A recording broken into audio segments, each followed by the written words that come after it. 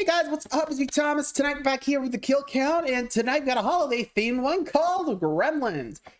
So yeah, careful. Apparently it's apparently a holiday classic. So how about we hop in and see how many people the Gremlins take out with them. So be sure to like, subscribe for more. Hope you enjoy. Let's check it out. So I have no idea what to expect. I mean, I've heard of it, just never seen it. Merry Christmas and welcome to the Kill Count, James. where we tally up the victims in all our favorite horror movies. I'm James A. Janice, and today we're looking at Gremlins, the classic 1984 horror movie. It certainly is not a horror film. Oh, I mean the classic 1984 Christmas movie. No, I can't bring it out at Christmas. It's set at Christmas. Just bring it out at Christmas, then it's a Christmas movie. Right, okay, the classic God. 1984 movie. Gremlins was the second screenplay written by Chris Columbus, who would go on to write and then direct many movies of your childhood. Seriously, the guy's filmography is impressive. The script was found by Steven Spielberg, who was looking for movies to produce under Amblin Entertainment, the company he had recently formed with friends and fellow producers Frank Marshall and Kathleen Kennedy. Yes, that Kathleen Kennedy. Her career was long and successful before she became head of Lucasfilm. Spielberg chose Joe Dante to direct, believing he could strike the right tone based on his previous films, Piranha and The Howling. Dante loves making movies with fantastical elements. My favorite kind of movies are the ones that show you things that you really can't see anywhere but in the movies. Between Columbus's script, Dante's direction, and Spielberg's guidance as executive producer, Gremlins wound up being a film without a genre. At once a gooey gateway into creature feature horror, and the heartwarming tale of a boy and his dog thing, who births a bunch of destructive monsters. I love the result, a movie that isn't tailored towards any specific demographic. Gremlins is happy being its own thing, and audiences were happy with it too. It was the fourth highest grossing film of the year and a pop cultural phenomenon of the 80s. And despite what Mr. Dante might have said, I think it makes for a damn fine Christmas movie. Hey. How many kills do you wind up with? What the? Hey. What the hell? What happened to the video? Gremlins. Ah! Oh, hey little guy. Hey, sorry to crash the party, but I've got a kill count to film, so... Hey, you knocked down today's sponsor, Displate. You know, Displate, like, Displate. Oh my God. They're high quality metal prints that you mount on your walls with magnets, so don't worry about knocking it down, man. Putting it back up is a breeze. Although, come to think about it, I have been meaning to swap this out for a spare, so thanks for the reminder, little guy. See, thanks to the magnet mounting system, it is easy as hell to swap them out. And with 1.4 million awesome designs available, you can really customize it for any move. Okay, I see you're not completely sold. But what if I told you that for every displate you purchase, they'll plant a tree? I mean, even you have to breathe, right?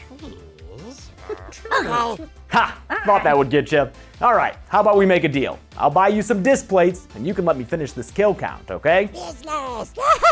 All right, thanks, little buddy. Yeah! All right, we'll work on that next. You can go to displate.com/deadmeat to check out some of my favorite displates, grab your own, and get a special discount. Again, that's displate.com/deadmeat to see my picks and get a discount. Shall we? How many kills do you wind up with when you don't take proper care of your pet? Let's find out and get to them. The kills. Yeah, I gotta say, things are about to get hectic. And in what way, I don't know for sure, but oh boy. And apparently good for the whole family. Well, I guess we'll have to see that to believe it. So, without any further ado, let's get in and see how many people get killed by the Gremlins. The movie begins with amateur inventor Rand Peltzer singing REM. That's me there on the corner. That's him at the stoplight, hawking his contraptions. He's led into Mr. Wing's underground pipe emporium, where he tries to sell the bathroom buddy, an all-in-one sploogin' cube. His Chinatown visit becomes less Nicholson, more St. Nick, when he decides he wants to buy a gift for his son, so he checks out the blue light special on this crying creature in the corner. We don't see the critter, but we learn what it's called, Mogwai. Singing.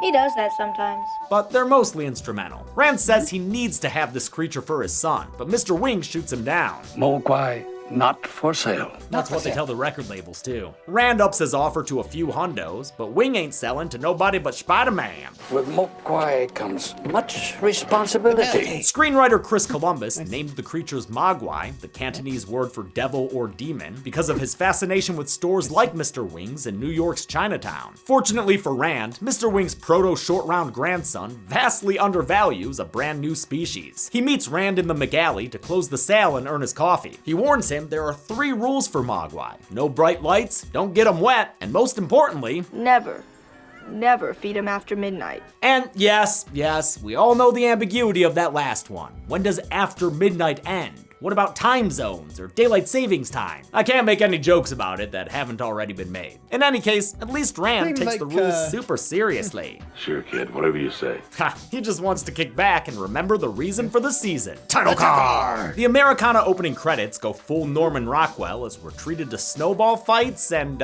sentient Christmas trees. What the hell is this? It's revenge! If the town of Kingston Falls looks timeless, it's because it was filmed at Universal Studios, on the same clock tower square set famously used in Back to the Future. It has an air of obvious artifice to it, but that was fine with director Joe Dante. We wanted to stylize it to the point where it was obviously a backlot town, and it was obviously a place that's idealized, and it's not something that you have to completely believe in. It's a state of mind. That's also why That's actually a good point. Like, it does kind of look like a backlot. Like, I guess it's shown like a picturesque film that the Mogwai are about to go hog wild on.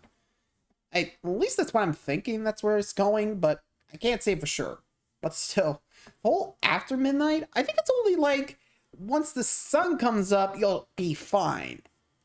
After that, I think just, like you said, don't feed them after midnight, you're good to go. I think. As a point, I guess the directors and producers are like, aren't there people gonna get confused by that? No? Okay. Honestly, I'm surprised they didn't do it like after sundown or something like that. But, anywho, back to it. they didn't bother trying to make fake visible breath. The movie was shot in the middle of summer, with faux snow made through various methods, including white gypsum sand, limestone, and ground up ice. Billy Peltzer's car be looking like a powdered donut thanks to all that spray on snow, so he hoofs it to his job at the local bank, which is honestly a pretty sweet gig. Every day is bring your good boy to work day. Unfortunately, his mellow's about to be harshed by a woman looking to collect the bounty on a mutant killer snowman. It's the very Scrooge-like Mrs. Deagle. Mrs. Harris, the bank and I have the same purpose in life, to make money. Business! Deagle wants the dog dead for decapitating her decoration, and Billy, why, he can kiss her grits. Her mood sours further when Barney brings the house down on her wicked witch ass. Oh man, if that dog wasn't getting put down before, he sure as hell is now. Billy draws out his anger with animator Chuck Jones in a cameo. You're doing fine. Thanks. It works as a nod to Looney Tunes' early depictions of gremlins. A constant menace to pilots are the gremlins. The idea of gremlins first came about in the 1920s as an explanation for mechanical failures in early aircraft. It inspired Roald Dahl, a World War II RAF pilot, to publish a children's book called The Gremlins in 1943. It's how Columbus landed on the name. His dad would blame gremlins for their car troubles. He would always talk about the gremlins in the car that were causing it not to work. There was recently an action horror movie about these gremlins called Shadow in the Cloud, starring Chloe Grace Moretz. I thought it was pretty cool. Billy's co-worker Gerald. So that's actually, I think I remember back in the day, weren't they trying to churn them out like fast, considering like they were in like a major world war with the arms race? Like, I know that's World War II, but still, you gotta think of it like that, right? You know, speed kind of just, if you're trying to churn them out fast as you can, you're kind of gonna have like some major accidents, like skip some steps, you know? Anyway, moving on. Hopkins berates him for being poor, since money's all that matters to him. Well, money and hitting on the movie's love interest. Hey, Kate, you haven't seen my new apartment.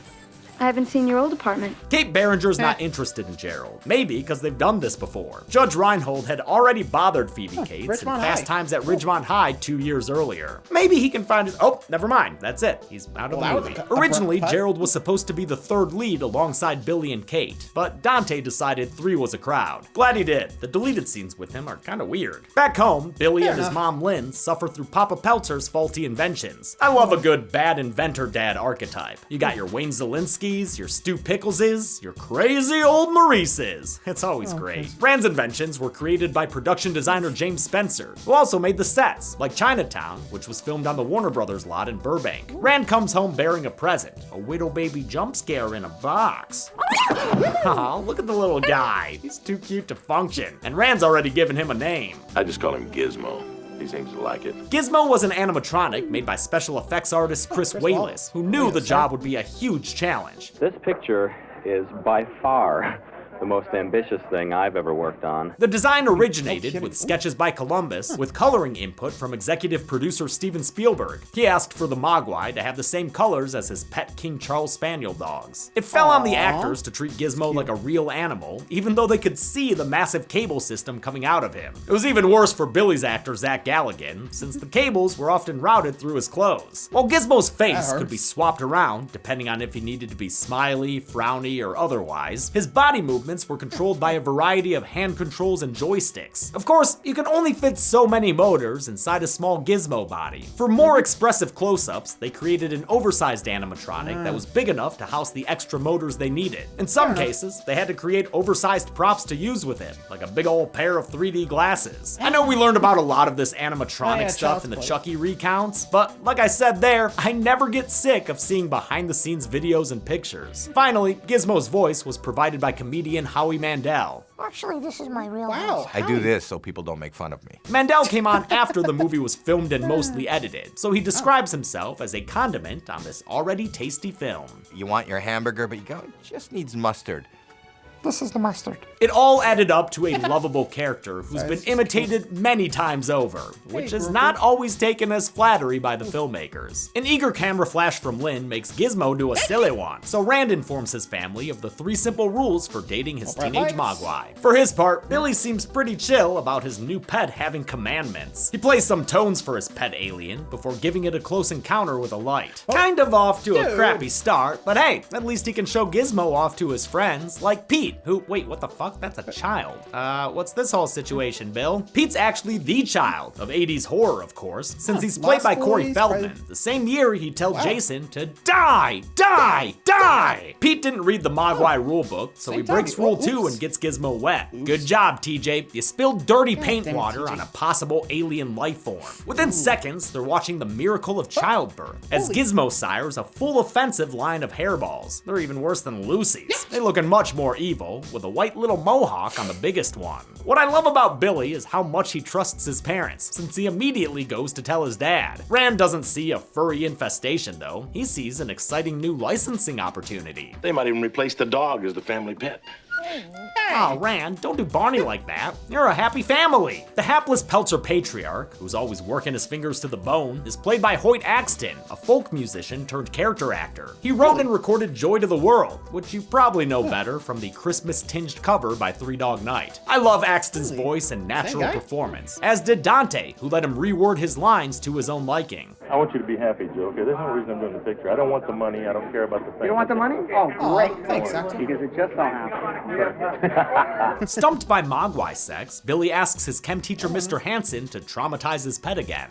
I keep one of these here and run some tests on him. Hansen can't keep his hands off and commits animal rights violations in his free period. Billy leaves school and runs into all-American townie Mr. Futterman. You know this motherfutterman, it's Dick Damn Miller, an unforgettable character actor who Joe Dante used in, like, seriously, pretty much all of his films. Miller's also appeared in countless horror movies, including Roger Corman's Bucket of Blood and, of course, Chopping Mall, where he delivered a line that's become very important to this channel. Go ahead and laugh, you guys. But if I ever find a little bastards that did this, They're dead meat. His character in Gremlins is pretty racist. You gotta watch out for the foreigners because they plant gremlins in their machinery. Though Dante's style clearly evokes nostalgia for mid-century Americana, he never masks over its blemishes either, like an obsession with turning profit or nasty strains of nationalism. Billy gives back Futterman's know-nothing flyer and walks home with Kate, who teaches him the true meaning of Christmas. That's when a lot of people get really depressed. She's not a fan of the holiday, but is a fan of Billy asking her out on a date. Zach Galligan and Phoebe Cates are both great at inhabiting these characters. Him, innocent and crushing hard. Her, depressed but interested. Producer Michael Fennell says they were clear choices during auditions. When Zach put his head on Phoebe's shoulder, it was something between the takes. They weren't reading the scene. We actually thought, oh, look. He's already in love with her. Zach Galligan's actually been on the kill count once before, as a blink and you miss it victim in the Hellraiser 3 nightclub massacre. Back in Billy's penthouse, Gizmo watches the original Invasion of the Body Snatchers. Dante worked with its star, Kevin McCarthy, on Piranha, The Howling, and Twilight Zone the movie. Whoa. Dante is a genre fan through and freaking through, thus all the Easter eggs and cameos in this film. Cool. Like William Schallert from The Incredible Shrinking Man, Kenneth Tobey from The Thing from Another World, and The Time Machine from, The Time Machine. Other cameos include Harry Carey Jr. and Scott Brady, but I can't say I really know those guys, and I'm not gonna insult you by pretending. Gizmo's well-behaved enough for TV time, but this rowdy Mogwai pit has got the munchies. After double-checking that it's still a PM hour, Billy gives them an entire plate of chicken wings. But turns out the little rascals voided the warranty on his clock, meaning he just broke the third commandment, thou shalt not feed after midnight. His room gets a xenomorph Yas Queen makeover. He finds a similarly eggy situation with Mr. Hansen's specimen at the school. Later, Hansen hears some rumbling from the creature during a screening of an educational film. It's Hemo the Magnificent, directed by legendary old Hollywood filmmaker Frank Capra. Capra also made the slightly more famous It's a Wonderful Life, which gets its own cameo, as well as a direct visual reference early on when Billy is running through the streets of Kingston Falls. Mr. Hansen thinks the hobgoblin isn't itself when it's hungry, so he feeds it a candy bar. It doesn't go over well. Billy reaches a science teacher, too late to help. The Gremlin has acquired its first victim for the kill count. Yo, was Mr. Hansen juicing? I always thought that guy was natty. Billy T tries to phone home, but the Gremlin does not accept the charges. It gets in one more jump scare attack before running away through the school's ventilation system. Back at the Peltzer House of the Future, torture! The dartboard idea came from the crew, who had good reason to fantasize about Gizmo's violent death. Everybody hated Gizmo because he was smaller than the other puppets and he had lots and lots of gears and things. And many things to go wrong, and so he would break down all the time. Yeah, Gizmo was fragile as hell, since there were so many complicated animatronics and such a tiny body. When Gizmo broke, you could hear it. Like, he would turn and you'd hear like, ping, and like the spring would pop in his ear. The delays were frequent and lengthy. One time, it took so long to fix him, the crew literally fell asleep on set. I turned to Hoyt one time and I was like, what do you think, 6 hours? He's like, I think more like 8 hours. And they'd be like, that's about a 7-hour delay. And we're like, we tied. Unfortunately, honestly, if there was a 7-hour delay, like, am I allowed to go home, or, I'm gonna go to my trailer, just come get me when you're ready, okay? Honestly, that's what I would have done. Yeesh. Man, the technical difficulties of the 80s. I mean, nowadays, I'm pretty sure you could just CGI it, or, better motors, I guess, but, anyway, moving on. For the Peltzer clan, Papa's out of town, trying to sell his inventions at a gosh dang sight gag convention. Look, Steven Spielberg, riding around since his leg was in a cast at the time. There's also another guy who's supposed to be dressed like Joe Dante in his directing outfit. Even I didn't get it. With Rand experiencing sweet misery, first stuck at the convention, and then later in a blizzard with Popeye the Cigarette Man, Mrs. Peltzer's alone in their house, and cut off when the Gremlins continue their telephobia. Lynn arms herself with a knife before finding the monsters munching the heads off her cookies, a possible reference to the character's original fate. Columbus's original script was way more horror and R-rated. The Gremlins ate an entire McDonald's worth of people. Barney the dog was also eaten, instead of just getting strung up in Christmas Christmas lights, and Lynn the mom was straight up decapitated. It was really tough, tough stuff. Billy's mother's head was cut off and it rolled down the stairs. I'm glad she doesn't die, because Lynn kicks major ass. She starts by getting one gremlin into a Peltzer brand mixing bowl. That'll get him added to our separate gremlin kill count. That's right, I'm doing what I shall dub the Zoran Tremors protocol and counting gremlin kills, but keeping them separate from humanoids. Another gremlin makes sure the dishes are done, man. It attacks with fine china in its hands and a steel rod in its arm. Lynn counters with an old-fashioned stabbing. And by old-fashioned, I mean excessive. Damn, Lynn. She continues the Great British beatdown after the last Paul Holly hoodlum tosses her cookies. Lynn sprays him with CDCs and puts him in the oh-no zone. She then brings an urban legend to life with great green globs of greasy, grimy gremlin guts. Wow, that is graphic. Gremlins was rated PG by the MPAA because back then, the only ratings they gave were X, R, PG, and G. Complaints were made about the violence in Gremlins, as well as in the similarly PG-rated Temple of Doom. So Spielberg suggested they created a PG-13 rating. 2 months after Gremlins' release, it was born. Mrs. P grabs a second knife to dual wield, then claims the life of an innocent breakdancing robot and turns walnuts into floor nuts. Yeah, maybe you should be working on this sentient pine tree epidemic, Lynn. Billy runs in to find her trimming the tree the hard way. Quick, Billy, the sword! That's right, no one messes with the Knights of Columbus. There's nothing better than a gremlin skull roasting on an open fire. Really warms the frontal lobe. The only surviving gremlin is the big mohawked leader Stripe. He makes his feelings and sinus infection known before Sally Hardistying out the window. In earlier drafts, Gizmo turned into Stripe, but Spielberg liked Gizmo too much and suggested he stay a good guy. The upside was, this probably made for a better movie. That really turned the movie around and made the film sort of much more accessible to an audience and much more emotional. The downside was they had to deal with the faulty Gizmo animatronic the entire film instead of just the first act. It was much easier dealing with the gremlins, who were often simple puppets. That's why they have longer arms, so they can be controlled with rods. You see the same thing in Chucky's design in the TV show. His arms are a little longer, since the faster TV schedule required more use of rod puppetry. Early on in Gremlins production, they tried to use a rhesus monkey in a gremlin mask. They bailed on that idea when the monkey kept pooping everywhere. Despite their different behavior, Chris Walas had to make it clear the Mogwai and Gremlins were related. They had to, in many ways, be opposites, cute and cuddly and scaly and nasty, but still had to be two sides of the same character. The giant ears of both creatures, partly inspired by tarsiers, provided that biological link. They also helped make the puppets look more animated and convey emotion, since their faces were mostly static. Billy drops his mom off at the doctor's and out of the film, which always makes me sad. She's such a cool character. At least she stays alive long enough to look over Sidney Prescott 12 years later. Billy starts to track the hairy head honcho and, wait, I gotta talk this out. When is a gremlin actually wet? Clearly, Stripe walked through the snow, but apparently that wasn't enough. Barney went in for a taste earlier, and Mogwai are always spitting at each other, so I guess saliva doesn't count either? They addressed the time zone thing in the sequel, but what about the wetness, Joe? What about the wetness? Anyway, Billy I think it only works if it's like water, like, at least it's what I'm thinking, wet with water. I think because it's not like a full body soak. Maybe that's why walking through the snow didn't really bring up an army of the gremlins. Like I said, I'm pretty sure it's only like a full body soak that works. I mean, if you cover it, then yeah, boom, boom, boom. You get a lot more gremlins, right? Like I said, I'm not too sure, but that's just my thought process. Moving on to the YMCA. Sorry, I had to do it. Track Stripe to the local Y, evidently designed by F.W. Murnau. Gremlin, there's a place you can go, I said Gremlin. When you wanna make mo, you can swim there. And I'm sure you will hatch many back-egg sacs in no time.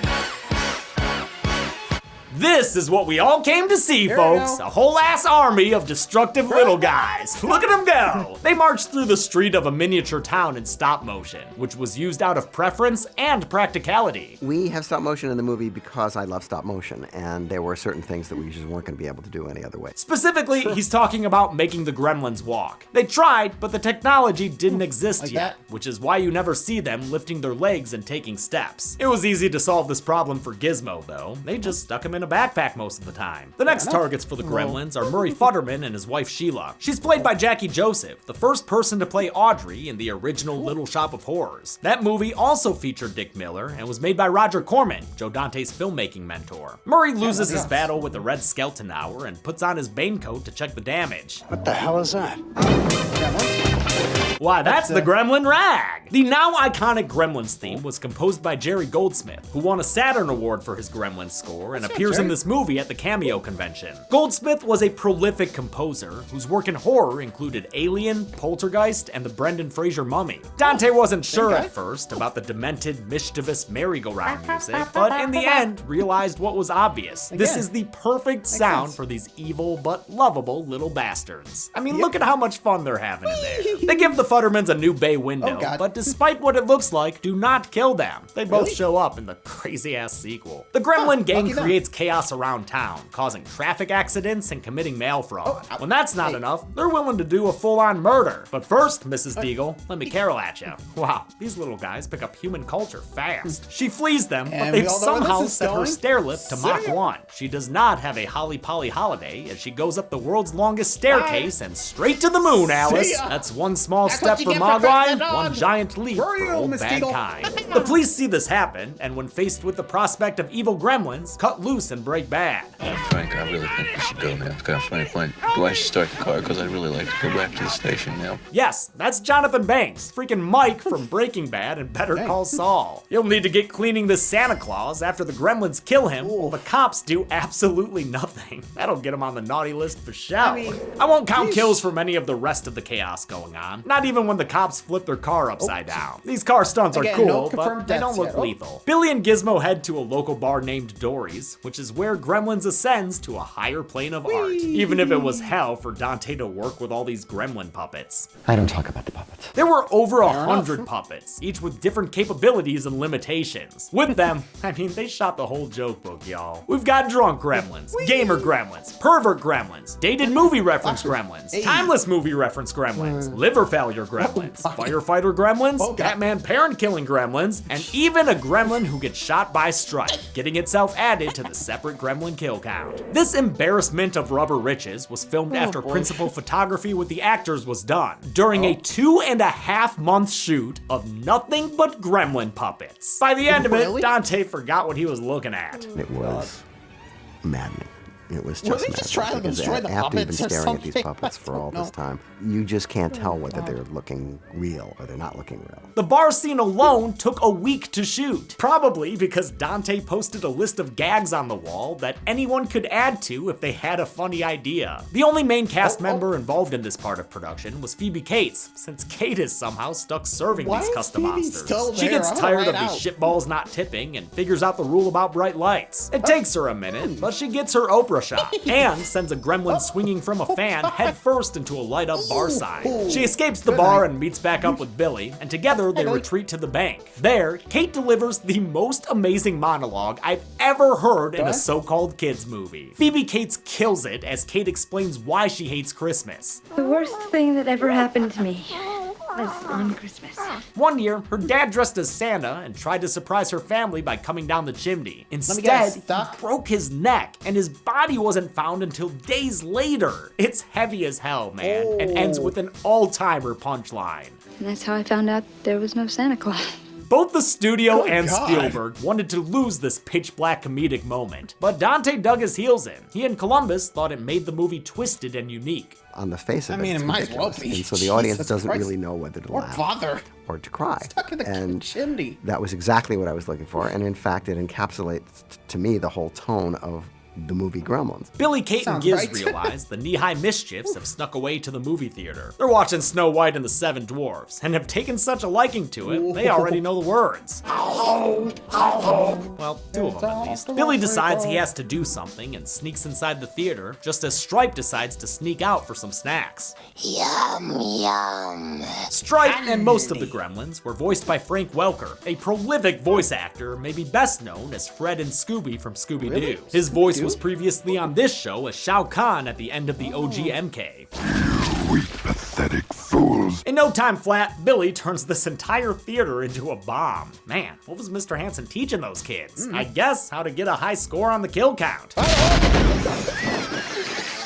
Now, even in 4K, it is hard to count every gremlin, especially back there in the cheap seats. But I paid Josh for many reasons, and in addition to editing, he's done me the favor of counting 150 gremlins in the movie theater who meet their final destination when it blows up. That includes all the little fuckers in the theater, plus 6 in the projection booth, counting that shadow, and 3 on the reels. Rest in flames, gremlins. We hardly knew most of you, but you were probably little bastards. Oh, except that guy. Go blue! Before the lovebirds can catch their breath, they realize they didn't exterminate the species. Stripe has survived, and even worse, he's been radicalized. Billy takes some sugar, baby, and swings away to the final showdown as Kate and Gizmo post up in the security room. Stripe's first plan is to try streaming Billy to death. Hey guys, please like, subscribe, and pour water on me. Thank you. After hiding in the Easter egg section, Gizmo's bastard gets his claws dirtier. He hurls saw blades and continues the saw theme by riding away on a red tricycle. That lures Billy into a trap where he's shot by a baseball machine, like you were training to be a hockey player. There's a lot going on in this sequence, and every shot took a small army of technicians to pull off. Believe it or not, the leather stripe moment, where the gremlins pulled away by a chainsaw, was thought up by Zach Galligan on set mid-shoot. And I said, oh, look, you got the Texas Chainsaw Massacre homage there. And he goes, yep, there you go.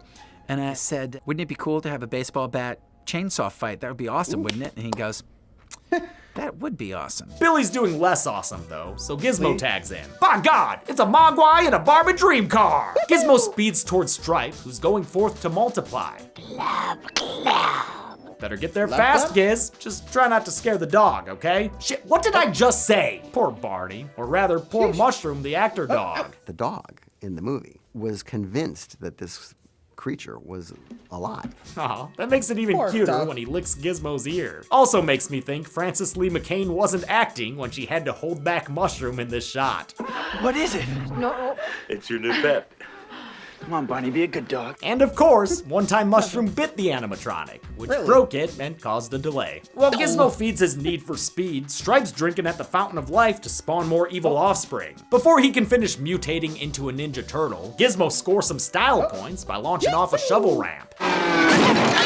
Whoa, what the hell kind of batteries were in that thing? The plan still works, because Gizmo wins this multiversus battle by yanking the blinds open. Wow, he hit that ceiling hard. Sorry, buddy. Proving sunlight's the best disinfectant, Stripe starts dissolving into street trash. Oh hey, welcome back, Rand. Bet you sure was glad when you saw the dawn. Somebody turned on the light, and it caused Stripe to melt down to Frank Cotton status. It's a wonderful Christmas gift / Christmas trauma for the Peltzers to witness. Now Billy and Kate truly are perfect for each other. The family gathers around the tree to reminisce about destroying an entire species, but Mr. Wing shows up and spoils the fun with some harsh words for Western civilization.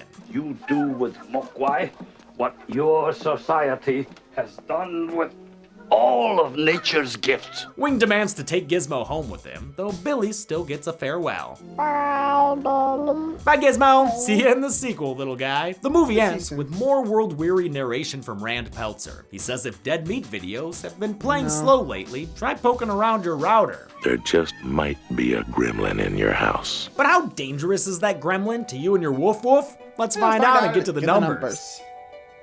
Oh, Jesus, the numbers. The worst thing that ever happened to me happened at the numbers. Oh, really? God. It was so horrible. It was September 2022. I was 33 years old. I was going through the kill count schedule for the month, and I saw that we had an opening. Oh. I figured, hey, why not let Zoran fill it? You know, as like a wedding gift. Okay, never mind, Tremors. He was so happy. Where's this going? A week went by, and then I got the script. It was funny, you know, in like that Zoran kind of way. Oof. But I stopped laughing when I saw the kills. I refreshed the Google Doc, just hoping that it was some kind of mistake, but there it was. 4,000 kills from some stupid, mostly off-screen prank. Yeesh. And that's how I learned that the Kill Count Championship would be lost forever to fucking Dude Bro Party Massacre 3. Oof. Yeesh. Someone's still salty about that. We counted 3 human kills in Gremlins, consisting of 2 human dudes and 1 human lady.